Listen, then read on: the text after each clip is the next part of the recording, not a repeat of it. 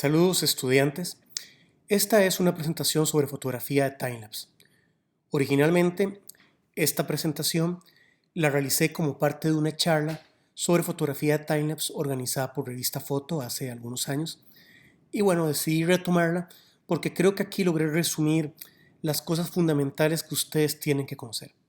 Entonces, va a ser una presentación un poco larga, pero espero que resulte amena para ustedes. Quizás lo primero que me gustaría compartirles es una cosa de orden personal. ¿Por qué me fascina la fotografía timelapse? Bueno, básicamente porque tengo una obsesión con el registro del paso del tiempo. Me encanta. Creo que una de las cosas más interesantes que nos ofrece la fotografía es ese juego con el tiempo. Quiero decir, pensamos mucho en la luz, la pose, el instante, pero si ustedes lo piensan bien, y aquí estoy parafraseando a John Berger, la materia prima de la fotografía es el tiempo. En realidad lo que estamos es jugando con capturar instantes.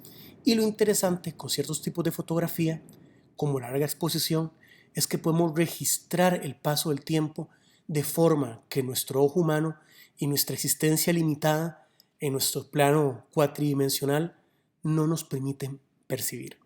Como en este caso, en esta fotografía que les pongo, el paso de las estrellas. Importante, vean que hablo de fotografía timelapse y pienso en el timelapse como una técnica puramente fotográfica. Y es que, aunque el timelapse se convierta finalmente en un video, o sea, se convierta en una pieza audiovisual, en realidad la técnica es puramente fotográfica y juega también con estos mismos parámetros de capturar el tiempo de una forma que ni el video ni el cine hacen. Voy a explicar esto un poco más adelante. Importante, vean, esto pues lo incluí en la charla original y lo decidí mantener en este momento. La fotografía timelapse tiene salida comercial. Estas son algunas de las empresas para las que yo he hecho proyectos comerciales.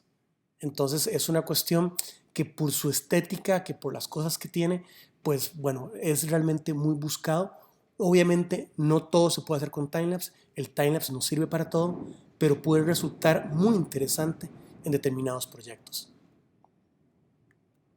Bien, entonces, ¿de qué estamos hablando? Bueno, cuando hablamos de timelapse estamos hablando de técnicas de registro del paso del tiempo. Y en ese sentido puede que exista más, pero quiero enumerar tres grandes técnicas que conocemos. Uno, el video acelerado, otro, el stop motion y otro, el timelapse. ¿Por qué hago estas diferencias? Bueno, vean que lo primero que hago es separar video acelerado de timelapse. No es lo mismo la fotografía timelapse que un video acelerado. El video acelerado simplemente es una interpolación de cuadros que hacen que el video corra mucho más rápido. El timelapse tiene este efecto que ejemplifico en esa fotografía que pongo ahí, que es que se ve el movimiento de la gente, se ve este blur. No es que no podamos realizar esto con determinadas cámaras de cine o video, pero la sensación es muy diferente.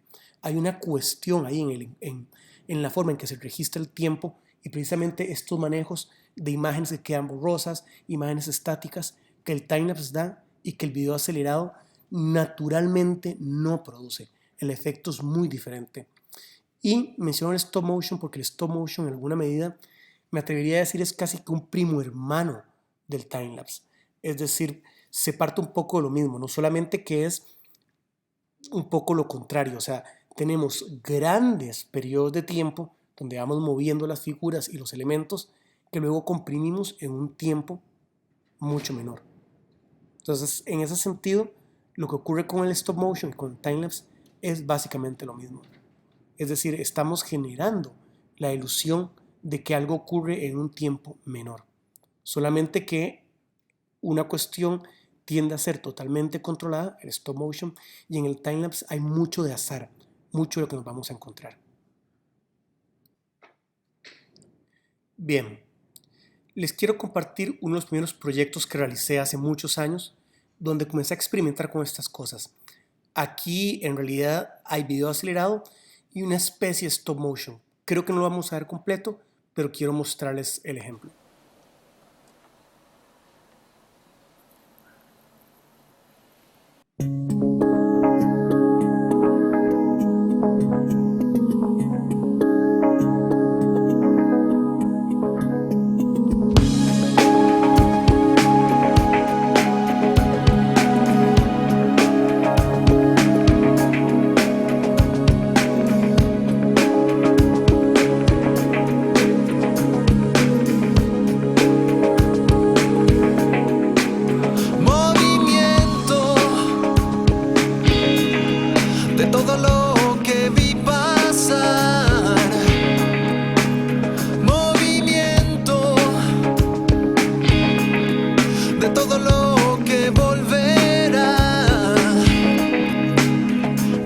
es la furia que desatará, son las voces que no callarán, es la espera y la intensidad que da el movimiento.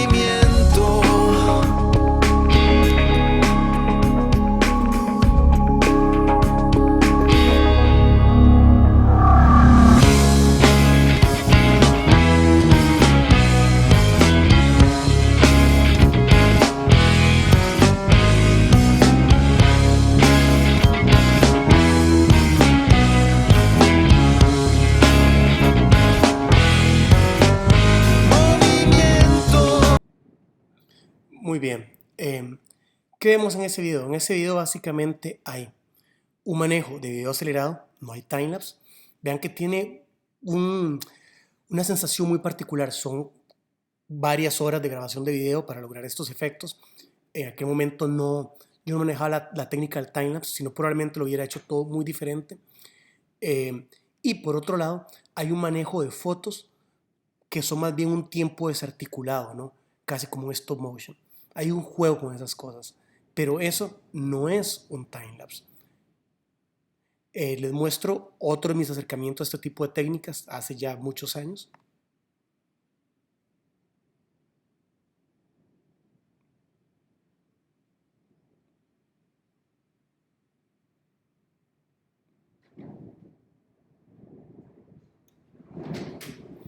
Este no tiene sonido, como notarán es un primer acercamiento a la técnica del timelapse, una cosa muy simple. De hecho, vean que tiene serios problemas de exposición, etc.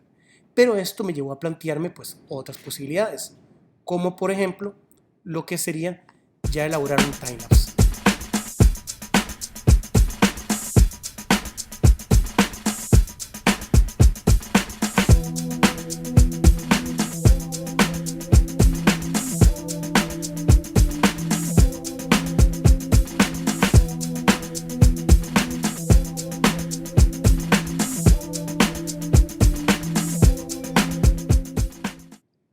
Muy básico, bastante malo, es decir, pero bueno, ¿qué es lo que llegó aquí? ¿Qué es lo que cambió? ¿Por qué exploré esto? Porque llegó a mis manos una cámara que tenía un intervalómetro incorporado. Una cámara compacta que tenía esa opción y entonces fue como, wow, otra herramienta, otra cosa más que puedo hacer. Entonces comencé a explorar con esto. Pero si se dan cuenta, a pesar de lo malo que está el video, tiene ciertas cosas diferentes, ¿verdad? En el movimiento de las nubes, etcétera. Ahí hay un error muy grande que es básicamente estas ramas en primer plano que realmente te sacan totalmente de la escena. Pero bueno, primeros experimentos. Entonces, ¿qué comencé a aprender yo a partir de estas cosas, de estos ejercicios que tenían que ver con fotografía y movimiento? Tal vez aquí debería aclararles por qué está tan obsesionado con esto. Está obsesionado con esto por una razón importante, porque en aquella época las cámaras de video, incluso las de mayor calidad, me daban una calidad de imagen muy pobre para lo que yo estaba buscando. Quiero decir, para lo que yo quería había que irse a equipos simplemente inaccesibles. Entonces, trabajar el video desde la fotografía me permitía tener un control de la imagen que en aquella época era inimaginable a nivel de video. Hoy en las cámaras nuevas, pues uno tiene unos controles y unas capacidades que exceden por mucho lo que podíamos hacer en aquella época. Bien, ¿qué aprendí sobre esto? Bueno, aprendí que lo más importante es la planificación. Tenemos que tener claros qué es lo que queremos fotografiar en el timelapse y cómo lo vamos a hacer. ¿Okay? Esta imagen es básicamente el vuelo de luciérnagas en las faldas del Cerro Chirripó y básicamente pues parte de un timelapse que elaboré. Había una idea muy clara sobre lo que quería lograr y entonces, bueno, pues voy y busco eso. Hay que planificarlo. Y lo otro que voy a repetir muchas veces, uno no puede dejar de ser fotógrafo. Tenés que pensar, hay dos claves acá, tenés que pensar en que la composición de tu foto funcione como un cuadro estático. El movimiento no puede ser, a ver, obviamente es la razón de ser del timelapse, pero no puede basarse únicamente en el movimiento. sino que la imagen tiene que estar bien compuesta, tiene que ser atractiva ya de por sí. Y lo otro importante es, ojo, ya hablé de movimiento, bueno, el movimiento tiene que ser interesante. Es decir, tiene que haber algo ahí. Es muy común que hagamos nubes, sí, las nubes son muy bonitas, pero tienen que ser interesantes. Por ejemplo, aquí lo interesante es el vuelo de las luciérnagas. Eso se vuelve muy interesante. Bien, sobre esto de planificación. Van a perder horas de su vida en un timelapse feo. O sea, de verdad, tenemos que ver el lugar previamente, tenemos que tener alguna referencia. Si van a hacer un timelapse nocturno, con mucha más razón. O sea, hay que ir, verlo y ver cómo se comportan las luces del lugar, ver qué ocurre. Este es un anuncio gratuito, pero lo voy a hacer. Hay que usar aplicaciones de planificación. Hay muchas, hay de todo tipo. Yo recomiendo Photopills, es de pago, pero me parece la más completa, la mejor, da todas las cosas, da sombras, da todo lo que uno quiera. Se puede hacer un curso solo de Photopills y créanme, realmente, bueno, en mi caso particular, antes de que yo comprara Photopills, utilizaba básicamente unas 3, 4 aplicaciones diferentes para hacer lo que puedo hacer solo con Photopills. Entonces, mi recomendación es usen una aplicación. De verdad, o sea, duele más perder horas en algo que no queda bien que simplemente planificarlo bien. Luego, hay que planificar la duración del evento. ¿Cuánto va a durar? Es decir, toda la noche, 2 horas, 3 horas, 4 horas. ¿Cuánto es lo que va a durar el evento que voy a hacer?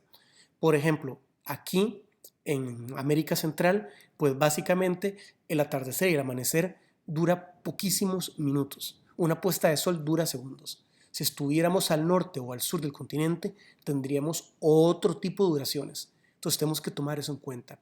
O por ejemplo, si es una cuestión humana, vamos a registrar la creación de un cuadro. Bueno, ¿cuánto tiempo va a durar la persona pintando ese cuadro? Etcétera. ¿Okay? Es lo que tenemos que pensar. Bien, importantísimo, si es en exteriores, hay que chequear el pronóstico del tiempo. ¿Qué va a pasar? ¿Va a llover? ¿No va a llover? Etcétera. Y como dije antes, y dije que lo iba a repetir varias veces, no olvidar que sigue siendo una fotografía. Tiene que ser atractiva, tiene que estar bien compuesta. Y la toma por sí misma, cualquier frame, cualquier cuadro de mi timelapse, yo debería poder sacarlo y decir, wow, qué foto más linda. ¿Okay? No simplemente el video por el video, el movimiento por el movimiento. Tiene que tener valores estéticos también. Les comparto algunas duraciones comunes de eventos, así como los intervalos en los que se acostumbra a fotografiar. Esto evidentemente pues no está escrito en piedra, es muy relativo, pero es un poco una guía, es como lo común.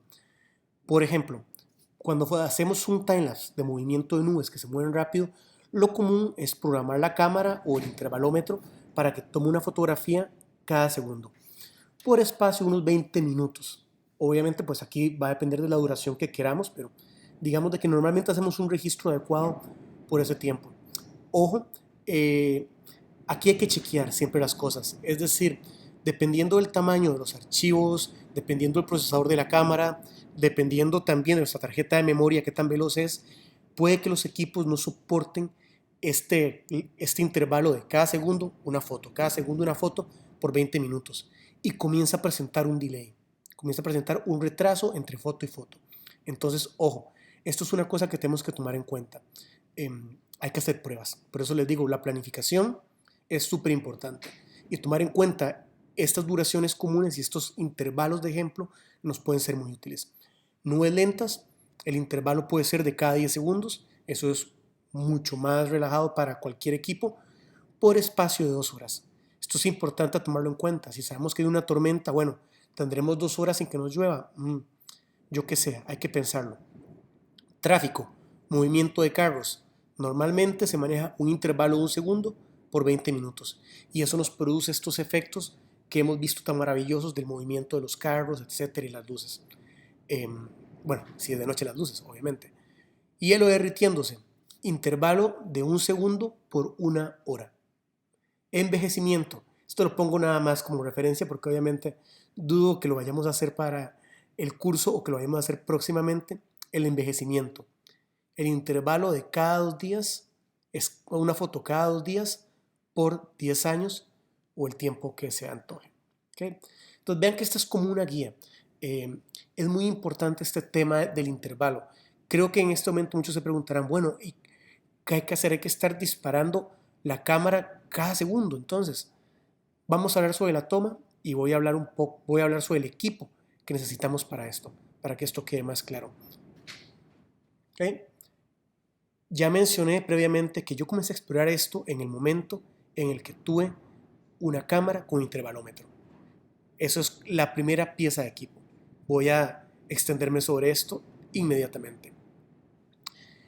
Como he dicho, lo primero es un intervalómetro. ¿Qué es un intervalómetro? Un intervalómetro es un aparato electrónico que permite disparar la cámara durante un tiempo determinado en intervalos de tiempo. Que sé yo, bueno, también se puede programar en infinito, que simplemente lo haga hasta que se quede sin baterías. Hay equipos que traen el intervalómetro incorporado. Por ejemplo, las cámaras Nikon traen intervalómetro incorporado. Las cámaras Sony, por lo menos mi primera cámara Sony, ninguna de mis dos cámaras Sony lo tenía. Había que comprar un software por aparte. Pero bueno, se podía comprar el software para hacerlo.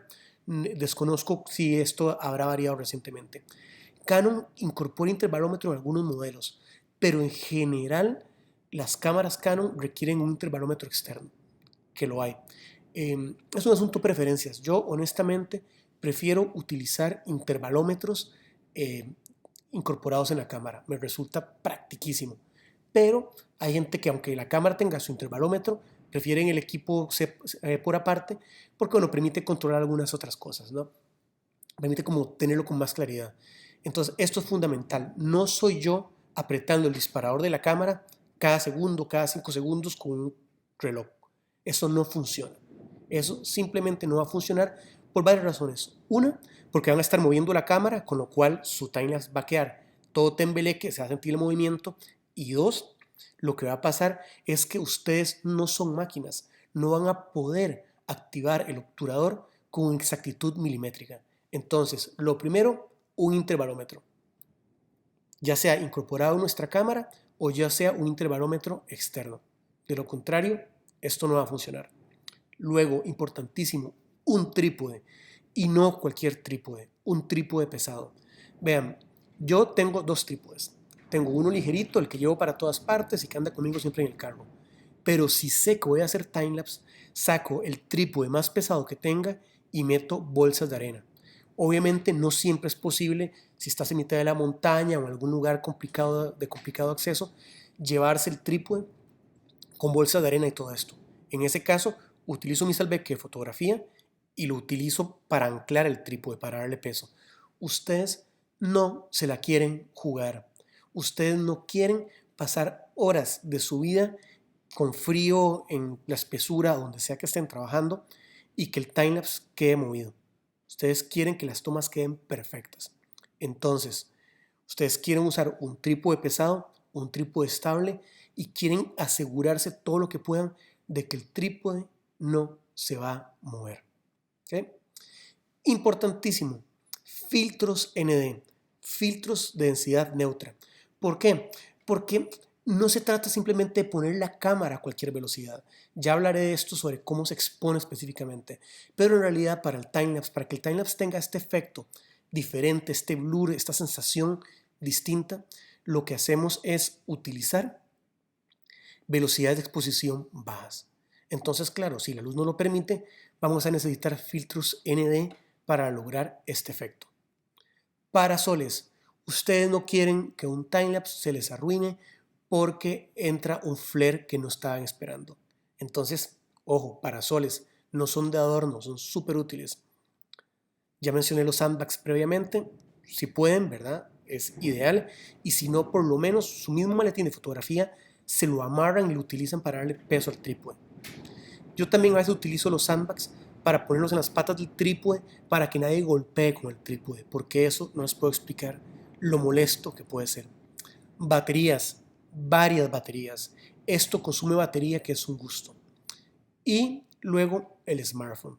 ¿Por qué el smartphone? Bueno, por varias cosillas, porque van a utilizar una calculadora de timelapse para poder tomar cálculos, porque van a tener aplicaciones como Photopills para poder verificar el movimiento de las estrellas, bueno, en caso que fuera nocturno, o el movimiento del sol, etc. ¿Ok? Entonces, el smartphone se vuelve una herramienta fundamental para esto. Muy bien. Y incluso en caso de que algo pase, eso es súper importante. O sea, siempre que estén haciendo un timelapse, estén en contacto con la gente. ¿Por qué menciono esto? Bueno, sí es cierto, se pueden hacer timelapse urbanos, pero la realidad es que tenemos una tendencia de ir a hacer timelapse a zonas complicadas y es importante pues mantenernos en comunicación con las personas si llegara a pasar algo. ¿Ok? Bien, algunos extras y créanme, esto no es un chiste, comida y agua. Van a pasar horas ahí sentados. Lleven algo de comer, lleven agua, ¿ok? Abrigo. Aunque no lo crean, aunque usted diga, no, pero aquí es caliente, vean. Sobre todo en los timelapse nocturnos, cuando uno lleva un rato sentado en algún lugar estático, comienza a enfriarse. Lleven algo para cubrirse, lleven abrigo. O sea, por más que uno diga, no, no, aquí, incluso en lugares como la playa, bueno, es que, o sea, obviamente en la playa durante el día no se va a poner frío, pero un timelapse nocturno en la playa puede comenzar a bajar la temperatura y uno está ahí sentado sin hacer nada y cuando te diste cuenta estás helado. Bien, una hamaca, un banco plegable. Yo soy amigo de andar una hamaca siempre, colgarla en algún lado y estar ahí tranquilo, chill, esperando que el timelapse ocurra. Repelente, vean, parece una tontera, pero no lo es. Cuando estamos en lugares naturales, estamos ahí estáticos, nos convertimos en víctima de los zancudos. Entonces, lleven repelente. Y lo otro, yo tuve este problema, parece mentira, parece un chiste, pero no lo es. Resulta que estaba fotografiando en un lugar donde había muchos zancudos y descubrí que los zancudos estaban, como yo estaba cerca de la cámara, estaban volando alrededor mío y por lo tanto alrededor de la cámara y comenzaron a salir mosquitos en las tomas. No puedo explicarles el trabajo de borrar esos puntos negros de las tomas. Entonces, ¿qué tuve que hacer? Bueno, apartarme de la cámara para que los zancudos me siguieran y no estuvieran rondando la cámara. Pero hubiera sido mucho más simple si hubiera tenido repelente. Foco con baterías. No vale la pena tener un foco sin baterías, ¿ok? Un foco con baterías porque puede que empecemos de día, pero se nos hace de noche, etc. Siempre un foco a mano. Segunda cámara, parece una tontera y usted dirá, ay, pero yo no puedo. Bueno, yo sé que no todo el mundo puede accesar a una segunda cámara, pero si tiene la posibilidad de hacerlo, o si la tiene, aunque sea una cámara compacta, lleven una segunda cámara. ¿Por qué? Mientras hace el timelapse, aprovechan el tiempo y hacen otras fotografías, hacen otras cosas, o por qué no, si tienen las posibilidades, hacen un segundo timelapse con otro encuadre, con otra cosa. Tener dos equipos es una excelente inversión desde muchas perspectivas. En el caso del timelapse, tiene todas estas opciones. Y lo último, pero no lo menos importante, buena compañía. Traten de tener buena compañía.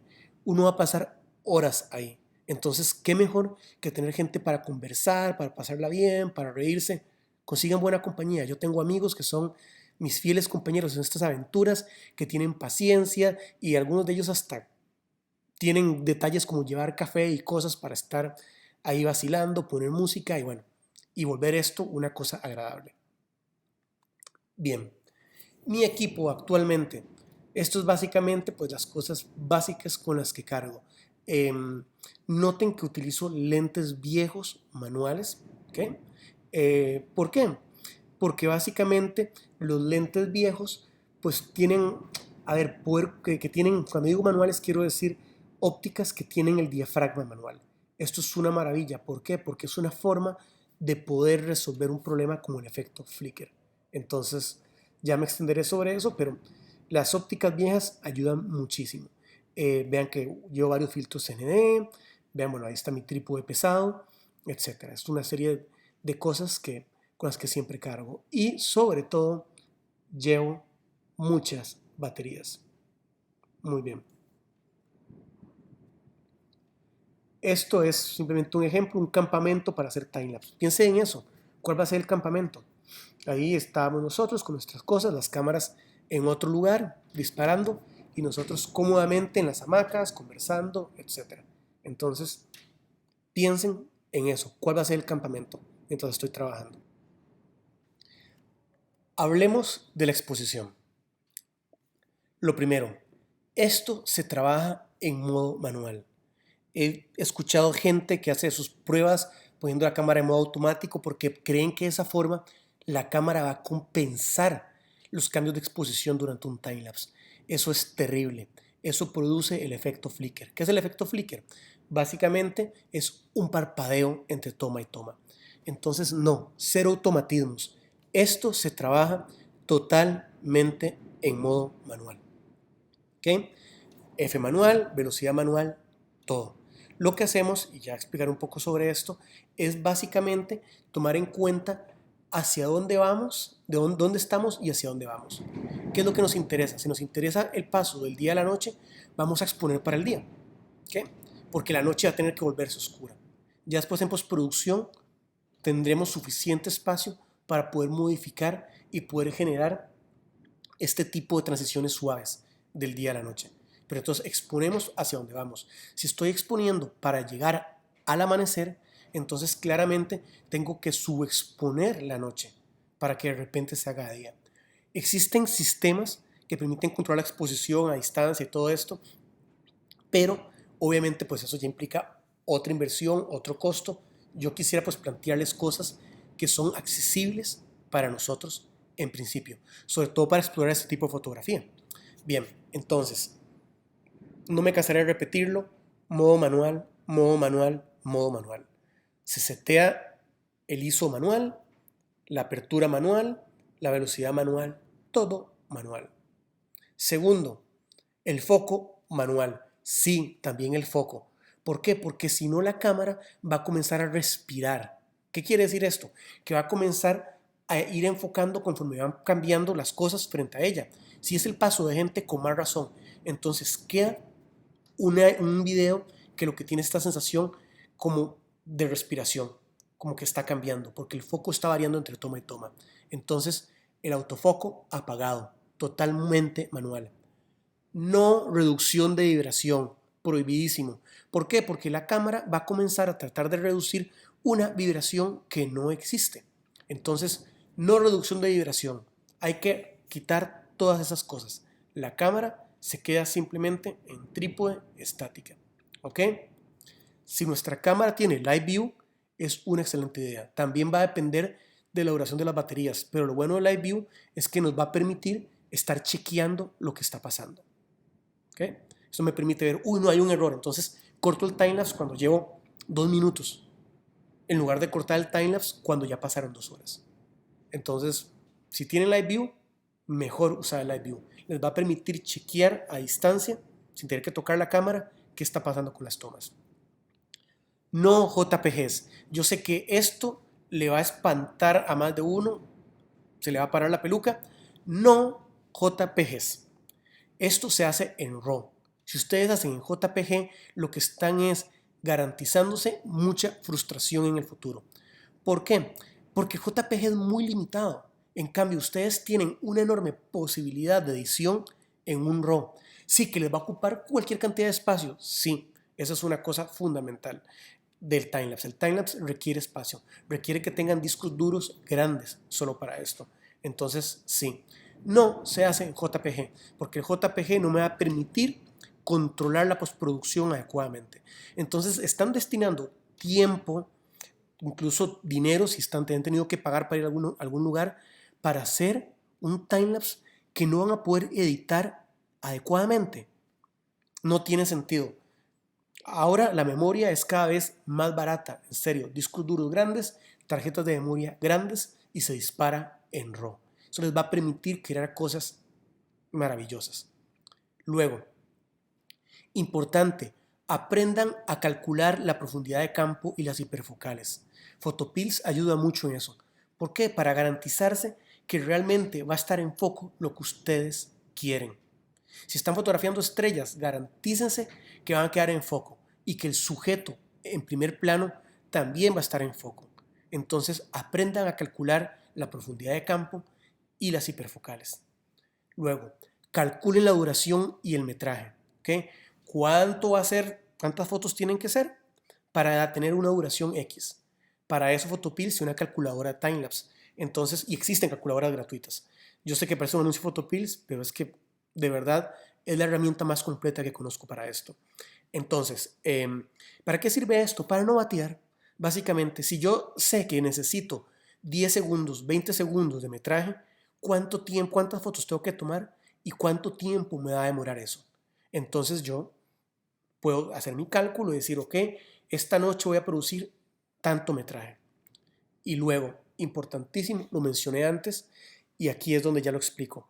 Las velocidades de obturación tienen que ser lentas. ¿Por qué? Para tener este efecto de blur, de movimiento. ¿Qué tan lentas? Tenemos que trabajar por debajo de 1/4 de segundo. ¿Ok? Queremos que quede realmente esta cuestión con movimiento. Por eso es que es tan importante contar con filtros de densidad neutra para hacer esto. ¿Qué quiero decir que quede con movimiento? A ver, lo que quiero decir es que de lo contrario lo que queda es una sensación de fotos rápidas simplemente y no esta sensación de fluidez, esa sensación se le dice blur en inglés, lo he dicho ya varias veces, perdón el anglicismo, básicamente que las imágenes queden movidas, que los sujetos queden movidos y ese halo que produce, esa imagen borrosa es la que genera la sensación de movimiento. ¿Qué ocurre cuando trabajamos con velocidades rápidas? Bueno,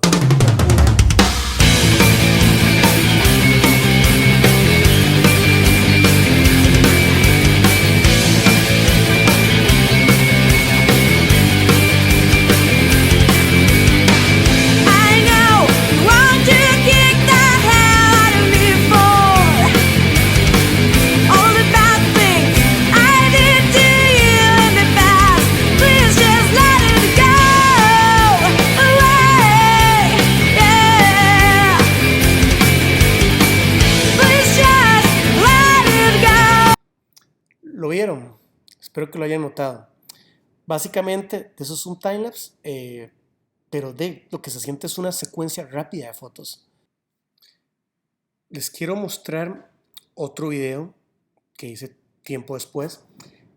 Aquí hay una mezcla entre video, fotografía, está igual experimentando cosas, pero aquí es un poco largo, me disculparán. Vemos donde ya comienza, donde yo comienzo a entender, bueno, que hay una cosa muy diferente entre simplemente las fotos ahí puestas rápidamente y comenzar a tener estos efectos de movimiento, que es donde realmente estas estelas de movimiento, que es donde realmente comienza a ocurrir la magia al timelapse. Es un poco lento, tengan paciencia y recuerden que era muy joven cuando empecé a hacer estas cosas.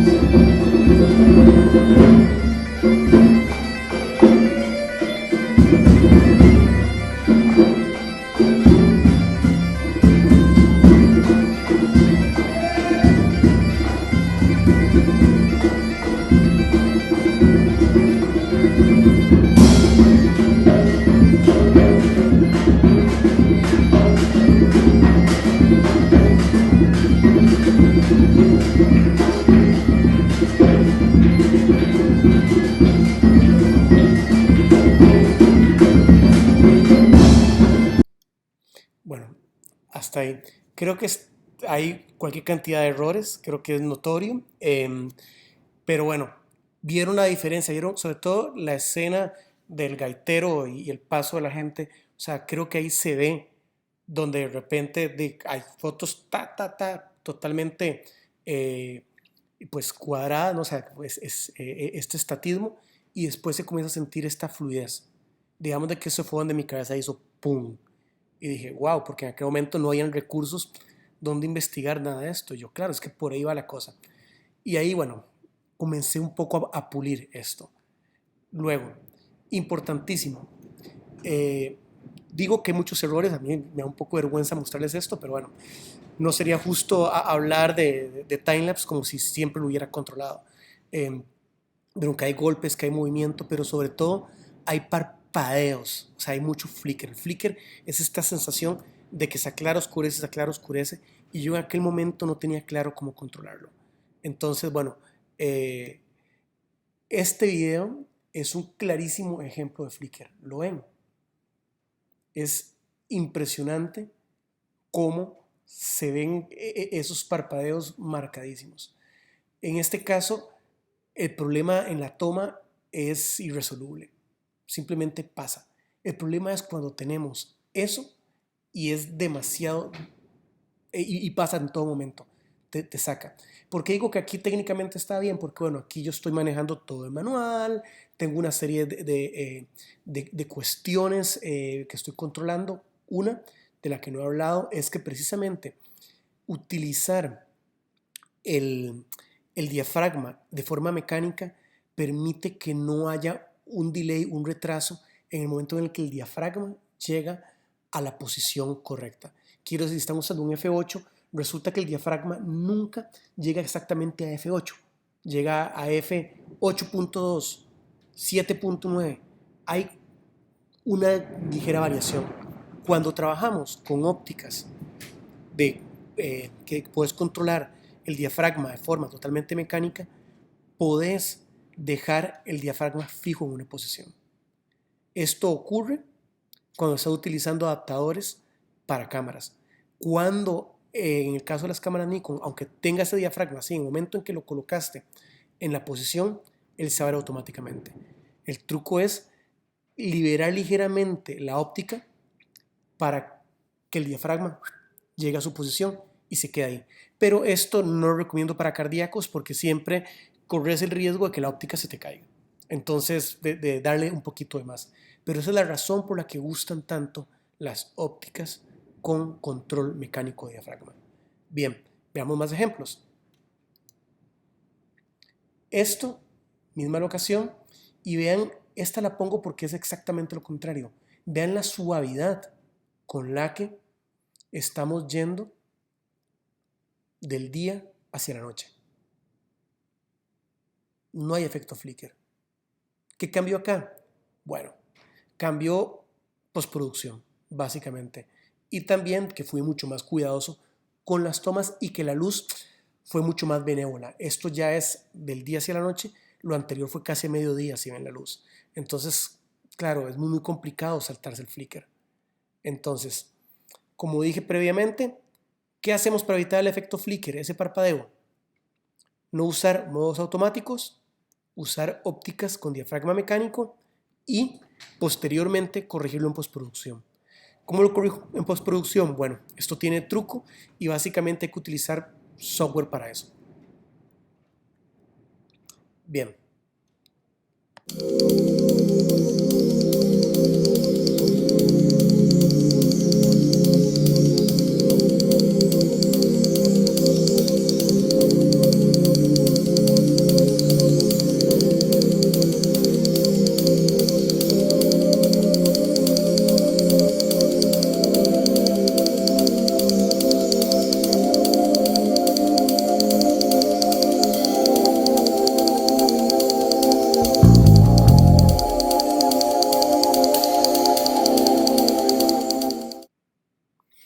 Esto es un proyecto viejo, nunca lo hice, pero aprendí mucho, nunca lo terminé, pero aprendí mucho haciéndolo.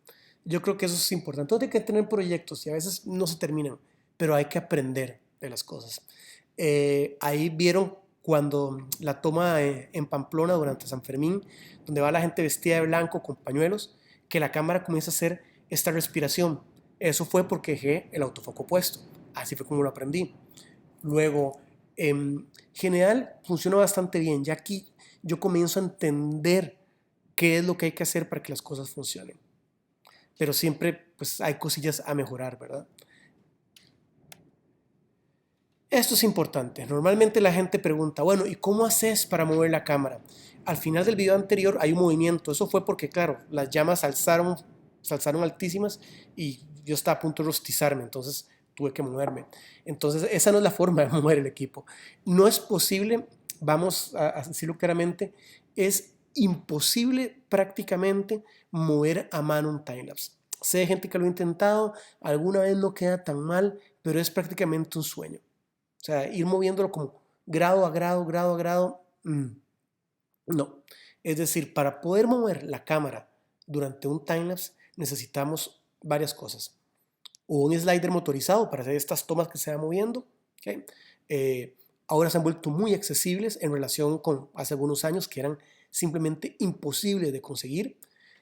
Esto es básicamente pues, un slider con motor y un sistema eléctrico que lo que permite es que se vaya moviendo muy, muy despacio. Algunas cosas permiten incluso que se sincronice con cada toma, etc. Bueno, una cabeza robótica es una genialidad. Básicamente le programas que se mueva de un punto a otro, ¿sí? y que haga el giro y él va despacito, despacito, le decís cuánto tiempo quieres que dure, etc. y lo va haciendo. Eso es genial. Los gimbals que se han puesto tan de moda en video, muchos permiten programarlos de esta forma y eso permite hacer cosas muy interesantes. Realmente esa es una gran ventaja. Y lo otro, que es lo que yo acostumbro a hacer muchas veces, es simplemente cortar en postproducción. ¿Qué quiero decir con cortar en postproducción? Que ustedes tienen tomas que muchas veces son de 6K. O sea, sus cámaras como mínimo tienden a producir fotos RAW de al menos 6K. Y ustedes van a sacar un video de Full HD. Entonces eso permite que ustedes tengan una capacidad de moverse a lo largo del cuadro en la postproducción. Pero hay que planificarlo bien. Esto hay que pensarlo de previo para que funcione. No, ni más que decir con cámaras pues, que tienen mayores resoluciones, ¿verdad? Entonces, esa es una opción. Funciona, sí, funciona, permite hacer algunas cosas interesantes, pero bueno, o sea, son opcioncillas. Obviamente el movimiento robotizado es lo mejor. Siempre va a ser lo mejor. Lo que pasa, y aquí voy a meter una cuña, no hay que abusar del movimiento. Por eso les digo, yo entiendo el timelapse como algo eminentemente fotográfico. Entonces, es decir, si tu cámara se va a mover, que se mueva porque va a aportar algo, porque te va a mostrar algo. No que se mueva porque sí, no que se mueva porque tu encuadre, porque tu foto no es suficientemente buena. Les voy a poner otro video, esto lo voy a cortar pronto, básicamente porque aquí hice estos ejercicios, estaba también probando mis primeras cosas de movimiento dentro del cuadro y no queda tan mal.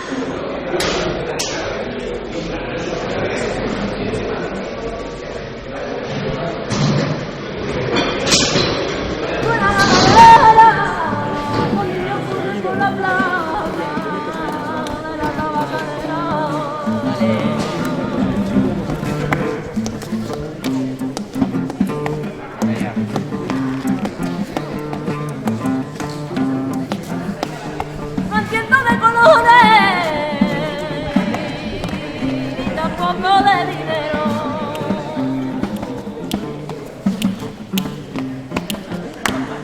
No entiendo de colores, ni tampoco de dinero. Y lo que entiendo de cariño, y de cariño sincero.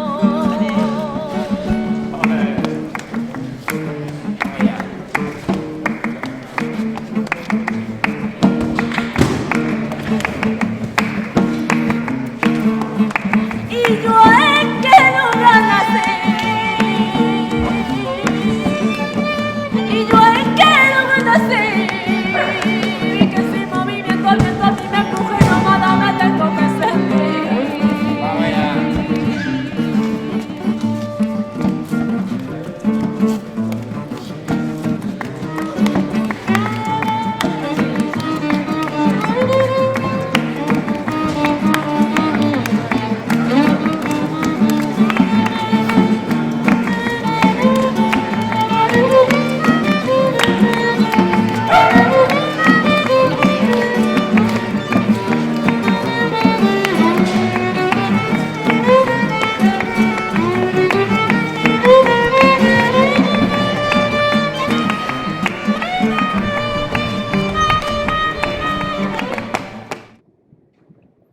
Bueno, al final se los dejé todos, pero es que tiene un importante factor emocional para mí, lo siento. La tabacalera fue un proyecto en que participé en algún momento, no sé qué habrá pasado con eso, y bueno, donde básicamente se utilizó un edificio que estaba abandonado para tratar de crear un espacio cultural. No perdí la pista de qué pasó con el proyecto y bueno, para mí fue muy interesante en ese momento. Bien, sigo mostrándoles cosas.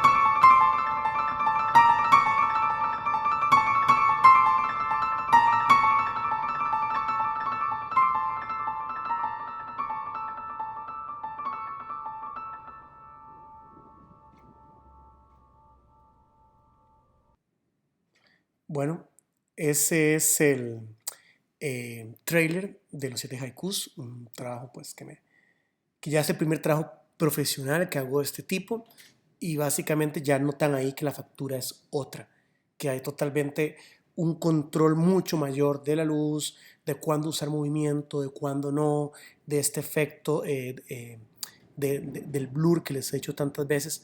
Ya aquí es cuando yo finalmente desarrollo un timelapse de forma profesional y bueno, y ya un poco con todo lo que había aprendido. Entonces les muestro ese trailer porque digamos de que eso es un poco a lo que yo aspiro que ustedes puedan realizar. ¿Por qué? Porque ustedes no van a tener que pasar por todo el proceso de tropiezos que yo tuve previamente. Muy bien. Ahora hablemos de algo que muchos deben estar preguntando. ¿Y cómo monto el timelapse? ¿Cómo se hace el procesado de todo esto? Bien. Lo primero, procesado de los RAW. Lo primero que tenemos que hacer es trabajar los RAW y editarlos. ¿Cómo se editan? En Lightroom. ¿Okay? Básicamente lo que uno hace es, bueno, no, yo recomiendo Lightroom o cualquier otro software pero de edición, pero yo recomiendo Lightroom. ¿Por qué? Porque puedes manejar todas las imágenes, o sea, recomiendo Lightroom antes que directamente en Photoshop, qué sé yo, porque vos puedes ahí tener, qué sé yo, tus 400 fotos, editar la primera y copiar para todo el resto de las imágenes. Entonces te da mucho control. Puede que hayan otras opciones que funcionen igual o mejor. Yo eso es lo que uso. Importante, la resolución del timelapse siempre va a ser de 72 dpi. Siempre lo que se va a exportar es un archivo, son las fotos a 72 dpi y el tamaño en el que se exportan va a variar en función del formato final. Si es Full HD, si es 4K, etc. Otra cosa fundamental y que se nos olvida todo el tiempo. El formato es 16:9. Piensen, si su cámara no permite previsualizar el 16:9, piensen ustedes que el formato va a ser 16:9 y que van a recortar arriba y abajo, o arriba o abajo. Pero tomen en cuenta eso, que su encuadre no es el encuadre de la cámara, sino que va a ser un poco más apaisado. Luego, ustedes pueden utilizar el editor de video de su preferencia, Premiere, DaVinci e incluso After Effects. ¿Qué es lo que hacemos? Básicamente lo que hacemos es agarrar, exportar todas estas fotos a 32 dpi al tamaño que queramos, digamos que sea Full HD 16:9, y después yo exporto todas estas imágenes a Premiere, DaVinci o lo que sea que esté utilizando, y normalmente los softwares de edición entienden que les estás entregando una secuencia de archivos y te lo preguntan, ¿es esto una secuencia de archivos? Y uno, sí, y entonces lo agarran y lo montan simplemente como un video, o sea, ya solito lo acomoda, entonces ya te queda perfectamente el timelapse. Si no es así, en el editor que manejemos, una opción es simplemente agarrar y seleccionar todas las imágenes puestas en línea de tiempo y darles, darles a todas el mismo tiempo. ¿Qué sería? Sería 0,01 básicamente, o sea, sería un cuadro, sería sí, un cuadro un cuadro la duración de cada imagen, de forma que nos quede la sensación de video en movimiento. ¿Por qué pongo After entre signos de pregunta? Porque es muy potente, es increíble, pero se las trae. Yo, si puedo evitar montar en After el timelapse, lo hago.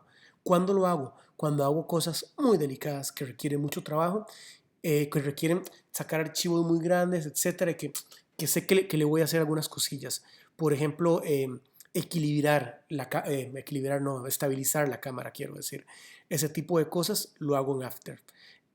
Y finalmente, yo utilizo, aquí hago trampa, utilizo un software que se llama LR Timelapse. Se puede bajar de prueba si quieren, con algunas limitaciones. Yo recomiendo a cualquier persona que quiera hacer timelapse de forma seria que lo compre. ¿Qué permite el LR Timelapse? Es Lightroom Timelapse. Es un plugin, un software por aparte, que lo que te permite es conversar con Lightroom. Entonces, para poder hacer esas transiciones del día a la noche, simplemente yo edito una foto, edito la otra. Bueno, aquí se ve todo el proceso con el LR Timelapse. Yo lo que agarro es básicamente que le indico al LR Timelapse dónde están todas las fotos y él solito agarra y define y me marca los keyframes, me marca cuáles son las fotos que tienen mayores cambios y las que voy a tener que editar. Entonces me dice, estos son sus puntos de edición.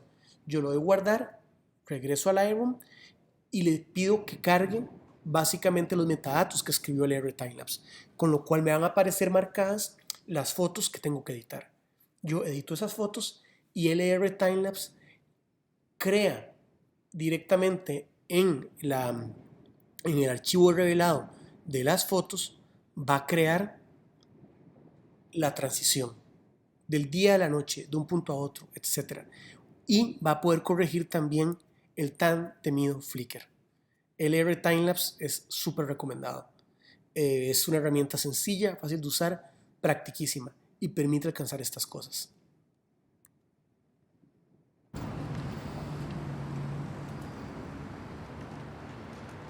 Donde nosotros vemos Orión, los bribris ven el bastón de Cibú. Donde en Occidente vemos un guerrero, ellos ven un instrumento para sembrar vida. En las ciudades hoy vemos apenas el 10% de las estrellas que podríamos ver con los ojos desnudos. Esto es porque las ciudades siempre están iluminadas.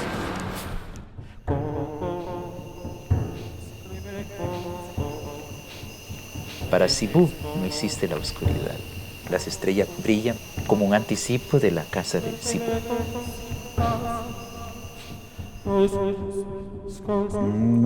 Soy chumaya, soy che. Serone ti pata que seru e chake. Que sen joi ji de an mo que sen na yan de kwa soy chuma. Y kwen ka waru te yo sen seri to se san ki. Ero san tai chuma to sa ko chuma.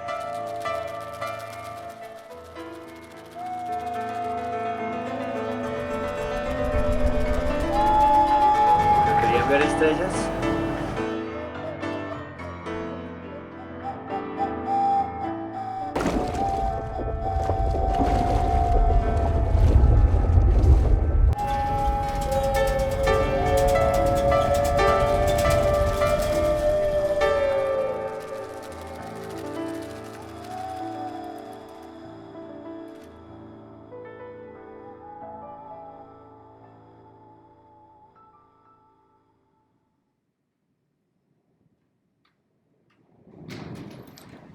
Muy bien, ese fue el trailer de Sequam y bueno, ahí se los dejo.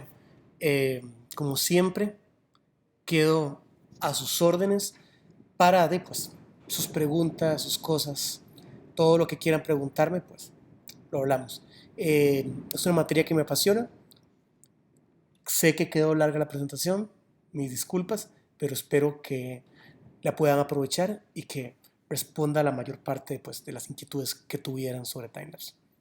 Igual, como ya dije antes, quedo a la orden.